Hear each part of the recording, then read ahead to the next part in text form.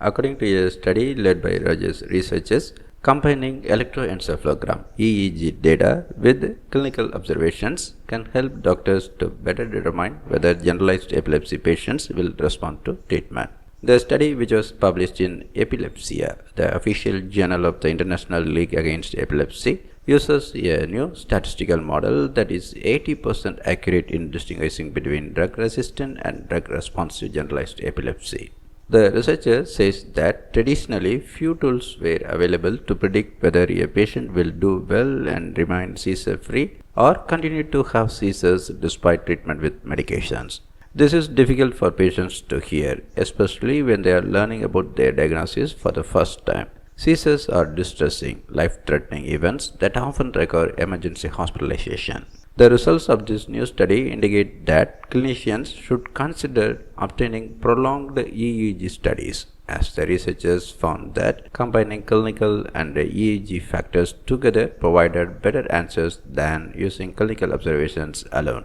The study also confirmed the researchers' previous findings that catamenial epilepsy, that is, when seizure frequency increases during a woman's menstrual cycle, was strongly associated with treatment resistance in generalized epilepsy. The researchers came to this conclusion by expanding the number of test sites to include patient datasets and EEGs from 5 hospitals across the globe.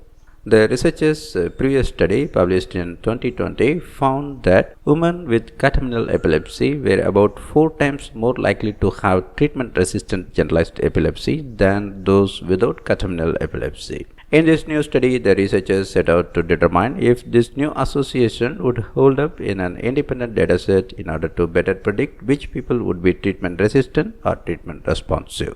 The reproducible result highlights the reliability of the researchers' conclusion and provides credible guidance to develop treatment based on their findings. Patients who are at an increased risk of drug-resistant generalized epilepsy may need more aggressive treatment. Going forward, more research is needed to determine which regimens will work best for those in the highest risk category. The new model used in this study could help develop better treatment regimens for women with catamenial epilepsy. About 3.4 million people, including 470,000 children, have epilepsy in the United States, according to the Centers for Disease Control and Prevention. Anti-seizure drugs limit the spread of seizures in the brain and work for about 2/3 of people with epilepsy. While other options include epilepsy surgery, those with generalized epilepsy are not candidates for this treatment. By using a statistical model that included clinical variables such as catamenial and seizure type, along with EEG findings, the researchers were able to better predict which patients would have treatment-resistant generalized epilepsy. This prediction model can provide treating clinicians with additional information on their patients' prognosis.